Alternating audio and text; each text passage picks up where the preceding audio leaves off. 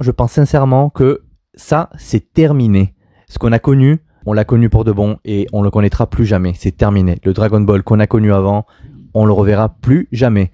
Ça fait mal à entendre, mais je pense que c'est une réalité et ma foi, il faut petit à petit faire le deuil de tout ça, je pense. Salut à toi, j'espère que tu vas bien. Aujourd'hui, une petite vidéo consacrée à une réflexion personnelle encore autour de Dragon Ball et une réflexion personnelle sur justement mon ressenti. Plus le temps passe, ce que je ressens grosso modo concernant justement le Dragon Ball et ma foi. C'est un mélange de plusieurs choses entre ce qu'on a pu vivre, entre ce que j'ai pu vivre quand j'étais gosse, ce que j'ai découvert, les sensations que ça m'a donné, vraiment la vibe et le Dragon Ball qui commence qu'on a petit à petit connu donc au fil des années, donc depuis les années 2000, 2015, 2010, etc. Enfin et tout ce qui a suivi jusqu'au jour d'aujourd'hui. Et plusieurs choses. Il y a des fois je me dis et si Dragon Ball n'était plus pour nous? Voilà. J'ai fait mon petit plan avant de commencer cette vidéo, histoire de mettre un petit peu, d'avoir une guideline, histoire de bien suivre un petit peu les différentes choses sur lesquelles j'ai envie de parler. Et peut-être que ça te concerne aussi, parce que peut-être que tu penses la même chose que moi, peut-être que tu as des choses aussi intéressantes à dire, donc à partager, parce que tu fais partie des trentenaires, tu fais peut-être partie des quadras, dans lesquels moi je fais partie aussi. Peut-être que tu es plus jeune. Tu regardes la vidéo et t'es quand même bien plus jeune, t'as peut-être 15 ans, t'as peut-être 20 ans, peut-être que ça, voilà, ton point de vue intéresse aussi, c'est intéressant. Donc l'idée c'est que cette vidéo soit pas forcément une vidéo clash, mais même si c'est une vidéo qui divise, qui apporte qu'on puisse un peu tous donner nos avis, nos points de vue, peut-être vider notre sac dans les commentaires, peut-être justement se rapprocher, partager quelque chose. Voilà, on est là juste entre fans de Dragon Ball. De la première génération et les personnes qui aiment Dragon Ball, le Dragon Ball d'aujourd'hui. Donc, et si Dragon Ball n'était plus fait pour nous aujourd'hui, et si voilà justement Dragon Ball c'était pas forcément le truc auquel aujourd'hui on veut s'identifier. Plus ça va honnêtement, plus ça va. Moi je suis sensible à ça. C'est vrai que je suis toujours resté fidèle au Dragon Ball que j'ai connu, donc que tu as connu aussi, sans doute si tu es de la même génération que moi. Plus ça va, plus je me dis que Dragon Ball ça s'estompe un petit peu. Il y a des choses qui me font pas trop penser ça me fait plus trop vibrer, donc le Dragon Ball d'aujourd'hui par exemple. Donc quand je vois par exemple tout ce que je vois autour de Dragon Ball aujourd'hui, ça touche Dragon Ball Super, Dragon Ball Daima, c'est toujours les mêmes choses. Après c'est normal, ça fait partie des derniers Dragon Ball, des dernières nouveautés qui sont sorties entre guillemets. Donc il est logique que on voit de partout ça. Je te donne un exemple tout concret, c'est que par exemple là dernièrement je suis allé faire la liste des fournitures scolaires pour mes enfants. Et si tu te balades dans le rayon fournitures scolaires, cahiers, classeurs, agenda et compagnie, tu t'aperçois qu'il y a des classeurs aussi concernant Dragon Ball, les agendas Dragon Ball, les sacs à dos Dragon Ball, les stylos Dragon Ball, etc. Tout est décliné à la sauce Dragon Ball. Des figurines aussi Dragon Ball qui sont pas très loin, mais tout ça, ça fait partie justement de Dragon Ball Super. Et en fait, tu vois les Son Goku, les Vegeta avec les cheveux bleus, tu vois justement les logos de Dragon Ball. Putain, qu'est-ce que c'est ça? Oh, j'ai cru voir une souris. Qu'est-ce que c'est ça?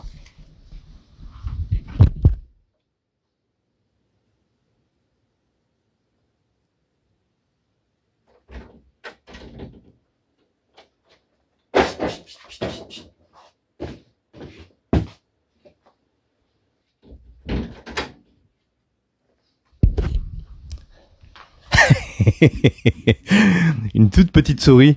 Ça commence à devenir chaud là, ouais. On va dire que je suis en pleine campagne et ce cabanon reste ouvert. Le cabanon dans lequel je me trouve reste ouvert toute la journée. Donc t'as que des bestioles qui rentrent ici. C'est incroyable. Donc t'as des araignées, t'as des criquets, t'as des frelons, enfin bon bref. On s'en fiche, c'est pas le sujet. Où est-ce que j'en étais? Ouais. Donc en fait, aujourd'hui le truc c'est que personnellement moi je me retrouve plus trop dans le Dragon Ball. Quand je vois un Dragon Ball, quand je vois quelque chose qui me fait penser à Dragon Ball, une affiche, quelque chose, etc. Ouais, sur le coup, les premières secondes, je me dis oh c'est Dragon Ball, je connais ça, ça me fait tilter et forcément ça me fait réagir, ça me fait remonter des bons souvenirs. Mais après, dans les secondes qui viennent après, j'oublie. Je sais parce que c'est pas le Dragon Ball que j'ai connu, c'est pas quelque chose à laquelle je m'identifie vraiment. Donc et puis comme je te disais, forcément, bon ben comme si tu suis un peu la chaîne, tu sais que moi je suis pas forcément fan de Dragon Ball Super, de tous les Dragon Ball de maintenant. Je dis pas qu'ils sont pourris, je dis pas que c'est pas terrible, donc ça peut plaire aussi à un certain public, ça plaît aussi peut-être aux jeunes, aux plus jeunes, aux nouvelles générations. Mais voilà, personnellement, c'est pas forcément ce qui me hype, ce qui m'intéresse. Voilà. Après ça plaît à d'autres personnes. Il y a du bon, je pense qu'il y a du bon quand même, mais après chacun sa sensibilité, chacun après son vécu, chacun sa préférence, grosso modo. Donc voilà, pareil. Donc c'est vrai que ça fait partie des trucs auxquels moi je m'identifie pas, je me retrouve pas trop. Et petit à petit, bah, t'as l'impression un peu d'oublier Dragon Ball, de pas trop penser à ça, de dire des fois même, je me dis que Dragon Ball ça a été un rêve quoi. Et c'est comme si je l'avais rêvé quoi. Parce qu'en fait aujourd'hui, bah ça fait partie des trucs que je vois pas trop. Donc je retrouve plus trop le Dragon Ball, à part quand je passe devant mes mangas, que je vais par exemple en librairie ou que je suis chez Cultura ou à la Fnac par exemple et que je vois les rayons Dragon Ball, les mangas papier. Même quand je scrolle sur YouTube, des fois je vois la publicité Crunchyroll, inscrivez-vous, abonnez-vous pour voir les épisodes de Dragon Ball Dragon Ball Z. Donc voilà, je me dis ouais d'accord, c'est une partie du passé qui se retrouve dans ce fil d'actualité du présent. Et il y a que ça à la limite qui me fait réagir.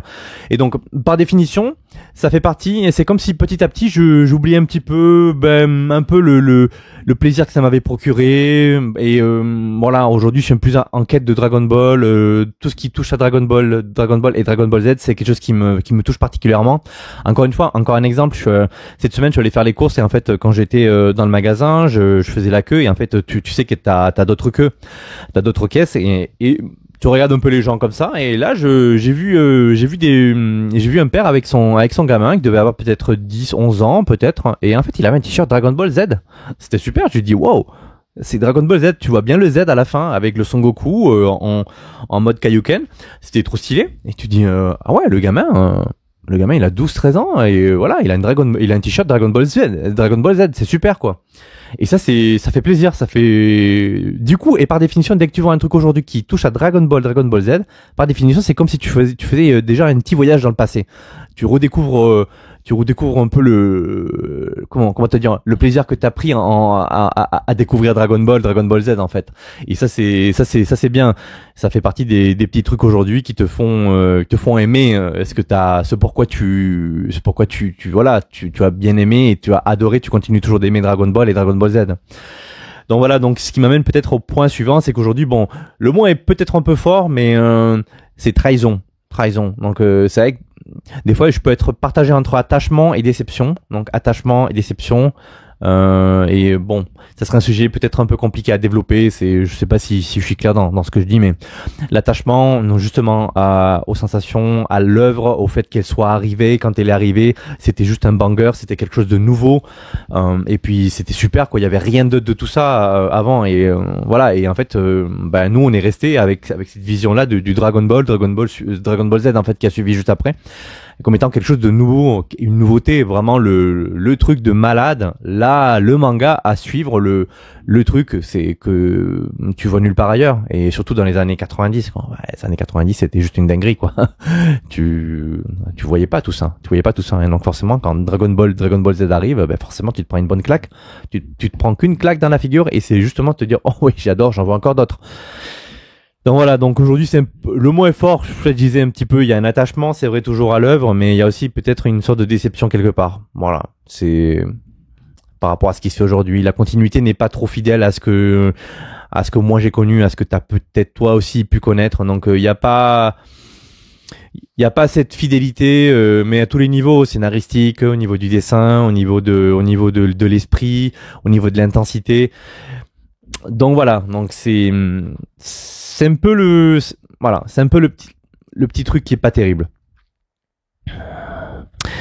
Et toujours dans la continuité, c'est aussi dire que Dragon Ball, ben aujourd'hui c'est plus trop une histoire, c'est effectivement c'est devenu une machine à cash, c'est devenu quelque chose de commercial, c'est plus une œuvre, c'est voilà, ça a muté, ça a transformé. L'œuvre en elle-même aussi, elle est passée à un stade supérieur qui est pas forcément le plus glorieux. Donc si tu suis aussi, donc tu sais que voilà, aujourd'hui le Dragon Ball d'aujourd'hui, il est peut-être plus adapté à un public anglophone, américain, peut-être outre-Atlantique. Donc tout va être fait pour que justement ce public-là soit quand même satisfait, soit plus content, soit quand même justement plus hype et une hype beaucoup plus importante. Donc effectivement, plus que par exemple un public japonais, un public européen. Donc où j'ai l'impression que le Dragon Ball aujourd'hui et c'est lui-même il cherche à boycotter justement les fans européens et voilà, mais voire même les fans japonais, et que justement le Dragon Ball d'aujourd'hui c'est justement un Dragon Ball qui touche l'US, donc l'Amérique. Voilà, c'est un Dragon Ball dédié au public américain, voilà, grosso modo. Et parfois quand tu vois aussi qu'il y a des latinos, il y a aussi un public américain qui est sensible et qui sont pas forcément d'accord avec le nouveau Dragon Ball, ils sont pas forcément fans non plus, ils le critiquent, il critiquait mais avec des arguments, hein, pas critiquer pour justement pour que ça soit plaisant et gratuitement. Mais ça fait quand même plaisir parce que voilà, on n'est pas les seuls à se dire que le Dragon Ball d'aujourd'hui c'est devenu un peu n'importe quoi, et puis que bon, c'est devenu voilà, une grosse machine à cash avec toutes les produits dérivés qui tombent, les figurines, les ci, les ça, les t-shirts, etc. Enfin bon, tout ce que tu peux trouver de possible et inimaginable, que ce soit ici ou au Japon, voilà, ou ailleurs. Un autre point qui m'a touché aussi, c'est comme je pense à toi aussi, c'est la disparition d'Akira Toriyama. Tant qu'il était vivant, je me disais aussi, bon, l'œuvre elle est en sécurité, elle est bien, t'as l'impression qu'il va rien se passer un peu. Tant que Akira Toriyama est toujours ici, tu te dis, toujours sur cette terre, tu te dis l'œuvre elle est protégée, il a toujours un regard là-dessus. On peut pas faire n'importe quoi avec cette œuvre-là. Même si vers la fin c'était un peu ça. Mais le fait qu'il ne soit plus là, c'est comme si à la fin tu disais ok, bon ben voilà, l'œuvre elle est toute seule maintenant, elle est orpheline, on est tous des orphelins, voilà, quelqu'un va arriver, va la prendre et va la défoncer. Et c'est à peu près ça ce qui s'est passé, c'est à peu près ça ce qui se passe encore, même si avec l'annonce de Toyotaro à la Japan Expo qui a eu lieu là cet été, c'était un peu, d'après ce que j'ai compris, c'est que Dragon Ball, bon c'est encore un stand-by, hein, cette histoire, hein. Dragon Ball Super c'est un stand-by, même si je suis pas tellement ce qui s'est passé, mais bon, grosso modo c'est ça en fait. Et ça me fait penser à quelque chose. Est-ce que tu connais Retour vers le futur? C'est obligé, tu le connais, bien sûr, tu connais cette saga de cette trilogie, elle était juste monumentale, d'anthologie. Et ce qui est bien, c'est que depuis, je me suis dit, mais en fait, il y a plus rien qui est sorti depuis concernant ça. Quand tu penses à Retour vers le futur, c'est les premiers Retour vers le futur. Et en cherchant un petit peu dans Google, je me suis dit, je suis tombé sur une info, sur plusieurs articles qui disaient qu'effectivement, le réalisateur Robert Zemeckis avait complètement bloqué le fait de pouvoir faire un remake sur son œuvre. Donc le gars, il s'est dit, il est trop fort, il s'est dit, j'ai fait mon œuvre, mais plus personne va y toucher après. De mon vivant, personne n'y touche. Pas de remake, pas de truc, pas de déformation, pas de bouse qui va sortir et qui va dénaturer l'œuvre d'origine. Le gars, il a aujourd'hui 73 ans. Et je sais pas ce qui ça deviendra quand malheureusement il partira. Est-ce que l'œuvre va évoluer? Est-ce qu'on va avoir un remake pourri et complètement éclaté qui va sortir, donc dans les années à venir ou dans les mois qui suivront la disparition de Robert Zemeckis? Je sais pas. En tout cas, ça m'a fait penser à ça. Un peu voilà. Le gars, il est toujours là. Robert Zemeckis est toujours vivant. Il est toujours là. Personne touche à son œuvre. Basta. Terminé. Après, il disait qu'il n'était pas forcément contre une déclinaison, quelque chose de nouveau qui touchait l'œuvre. Pourquoi pas? Une sorte d'œuvre de musical ou un truc comme ça. Why not? Moi, je trouve ça pas terrible, mais bon, pourquoi pas? Après avoir. Ça peut être chouette. Mais voilà, l'idée c'est ça. Donc tant qu'il y avait Akira Toriyama, inconsciemment, moi je me disais, bon, l'œuvre Dragon Ball Z, ça va, c'est... Voilà, ça va. Elle est un peu à l'abri, on la laisse tranquille. C'est pas forcément le cas. Donc aujourd'hui, le fait qu'il soit plus là, voilà, en fait, voilà, c'est comme s'il y a encore quelque chose qui partait. Donc voilà, il est parti aujourd'hui. Là, depuis peu aussi, Eric Legrand est parti. Petit à petit, bon là, il y a des parties comme ça, il y a des personnes, des monstres justement qui ont marqué Dragon Ball Z qui partent. L'œuvre, elle est prise, elle est déchirée dans tous les sens. Donc voilà, ça fait partie un peu des trucs un peu où tu te dis bah t'es un peu orphelin et ils sont en train de défoncer ton enfance, ils défoncent un peu tes souvenirs, un peu ton passé et donc voilà, ça m'a fait penser à ça. Donc c'était le petit parallèle en soi par rapport au fait de se sentir plus ou moins orphelin par rapport à la disparition d'Akira Toriyama et que justement bon l'œuvre aujourd'hui bon ben elle est ce qu'elle est aujourd'hui. Donc et qu'est-ce qu'il en sera peut-être demain? Peut-être que on n'est pas au bout de ce qui va sortir. Peut-être qu'il y a eu encore des atrocités qui vont arriver. Ça, on sait pas. Ou peut-être pas. Je sais pas. En tout cas, l'avenir nous le dira. La vidéo que je suis en train de tourner là, c'est pas pour dire que Dragon Ball c'était mieux avant, même si on peut le ressentir quand même. Personnellement, je trouve que c'était mieux avant. Mais c'est une façon de dire un peu, voilà ce qu'on a vécu, les gars. Voilà. Dragon Ball, c'est le Dragon Ball d'origine, DBZ. C'était quelque chose de super intense et qu'on ne retrouve plus. Je sais pas si les jeunes générations qui s'intéressent à Dragon Ball aujourd'hui ont ce ressenti. Je pense pas. En fait, c'est comme toutes les premières bonnes choses. Je vais te faire l'analogie avec, par exemple, les premières relations que t'as quand tu commences à grandir, tu commences à vraiment avoir ta première copine. Tu sais, ces premières sensations un peu, c'est excitant, c'est stimulant, ça fait vraiment plaisir. Tu découvres des sensations que t'as jamais découvert avant. Et en fait, la découverte, le Dragon Ball et le Dragon Ball Z qu'on a découvert, ça me fait penser à ça. Ça fait partie des trucs les sensations que tu découvres en fait et qui sont difficiles à oublier parce qu'elles sont bonnes, elles sont vraiment de qualité. C'est des choses que tu n'oublies pas. Tu peux pas les oublier. Ta vie continue, tu continues à vivre, tu continues à faire ta vie, à vivre d'autres choses, rencontrer d'autres personnes, etc. Mais les premières sensations, les premières rencontres, la première personne, c'est par exemple les premières, tu peux pas oublier ça. Tu peux pas simplement pas oublier ça. Donc, et Dragon Ball Z, personnellement pour moi, c'est un peu ça. C'est un peu la première découverte de quelque chose qui est top niveau, quoi, et il ne faut pas toucher. Et je pense que c'est aussi le cas pour toi. Et sinon, tu serais pas en train de regarder cette vidéo. Et donc, la comparaison, c'est une petite comparaison qui me vient à l'esprit. C'est la plus logique parce que effectivement, ça fait partie des trucs humains, des trucs qu'on découvre au fil de notre vie.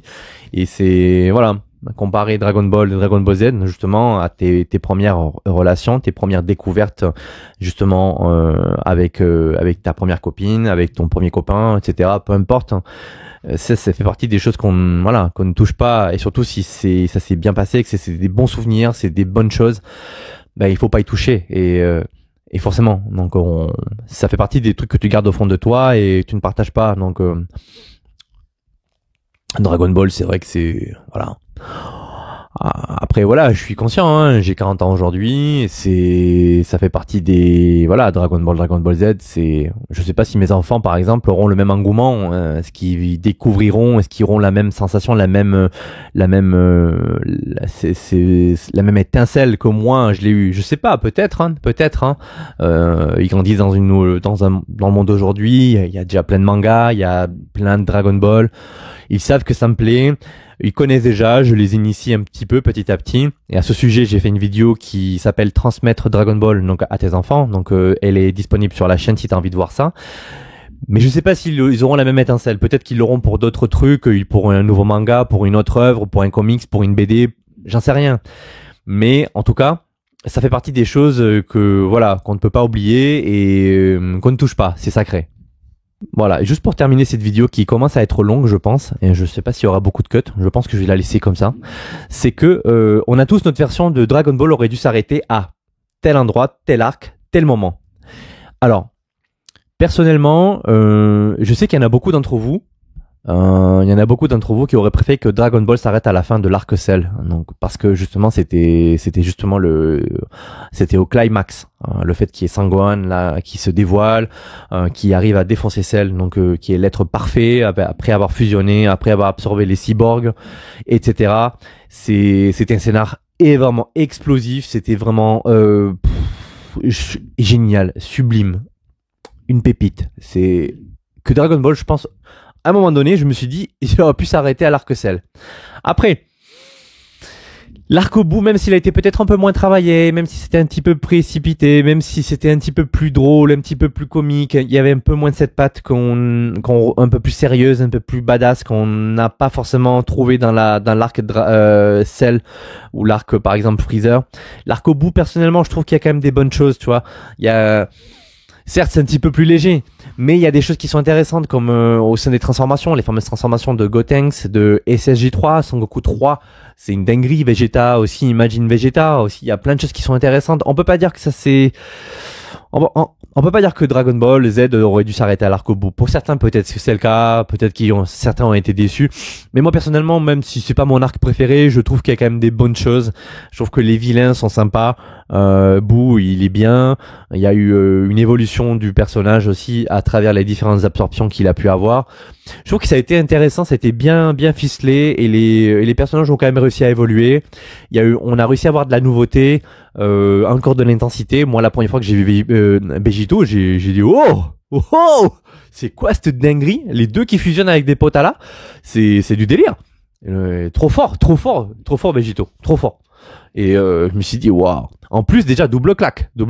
T'as la claque de Son Goku en SSJ3 avec ses cheveux là longs, sa puissance, sa rapidité, le design, le chara design qui change complètement. Tu te dis mais Fada, mais c'est incroyable. C'est quoi ce truc? Et vers la fin, tu réalises que les deux peuvent fusionner et que ça fait encore un personnage encore plus puissant. Et là tu dis je pense que j'ai bien fait de lâcher l'abonnement à Dragon Ball Z. Donc voilà, personnellement je pense que Dragon Ball aurait dû s'arrêter juste à l'arc au bout et c'est ce qui s'est passé. Donc ne pas trop continuer et avec GT, avec tout le bazar qui a suivi derrière. Et voilà, moi personnellement j'en suis satisfait. Après voilà, chacun se fait sa fin, chacun reste avec son ressenti, avec son côté positif. Voilà, comme je disais dans les vidéos précédentes, tu prends ce que tu veux. Et tant que ça t'appartient, tant que tu es sur une bonne note, prends ce que tu veux et laisse l'autre. Donc voilà, tu prends uniquement ce qui te fait du bien, ce qui t'as envie de garder, ce qui te fait vibrer. Et voilà, c'est terminé. Et le dernier point, c'est que finalement, il y a une note assez positive là-dedans. Et oui, donc c'est que ce qui s'est passé cet été à la Japan Expo, donc avec l'arrivée de le fameux entretien qu'il y a eu entre Torishima et Toyotaro. Donc voilà, pas de débat trop là-dessus. C'est vrai que ça aurait pu se faire à huis clos, tout ça. Les choses auraient pu être dites d'une autre manière, peut-être de manière à pas le dire ouvertement, publiquement. Après, est-ce qu'il y avait un ras-le-bol? Après, je sais pas, est-ce qu'il y a des choses qui devaient sortir et qui sont sorties justement pendant cet entretien.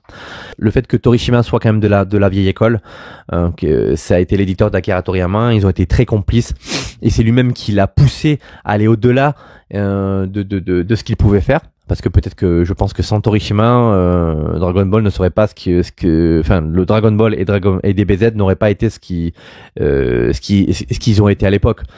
Donc lui, c'est peut-être l'élément central qui est toujours présent, qui a toujours une implication, qui a, je sais pas comment dire ça. Je pense que si cette licence devait faire un bond en avant, peut-être que ça serait grâce à lui de manière directe ou indirecte. Du moins, c'est ce que j'espère et c'est ce que je pense. Et peut-être qu'il y a quelque chose à espérer de. Peut-être, je sais pas. Donc, tant qu'il y a rien qui est sorti, je me dis que Dragon Ball a peut-être encore une étincelle, peut-être un bel avenir, peut-être quelque chose encore de positif à faire tant que le Torishima est encore là, et peut-être que d'une manière ou d'une autre, il pourra influencer justement le choix ou le chemin que doit prendre Dragon Ball, et de manière à ce que ça soit le plus cohérent, le plus, on va dire, le meilleur pour nous, justement pour les fans de la première heure, et que ça puisse aussi faire plaisir justement aux fans, aux récents, aux fans qui arrivent là, les nouveaux entrants. Donc voilà, donc c'était une petite réflexion, donc certes un peu longue concernant Dragon Ball. Je t'invite à laisser un commentaire un peu ce que t'en penses. Peut-être que t'as des choses intéressantes, que t'as des choses aussi à dire que je n'ai pas citées, que t'as un point de vue différent du mien. Donc n'hésite pas à laisser un commentaire et je me ferai un plaisir de te répondre, de lire. Donc et puis voilà. peut-être une suite à cette vidéo. Je te remercie d'avoir été ici jusqu'à la fin, d'avoir regardé cette vidéo jusqu'à la fin. Je sais pas combien elle fait, mais je pense qu'il y a facile 20-30 minutes, hein, grosso modo. Voilà. Bah écoute, je te dis à la prochaine et puis je te remercie. Ciao.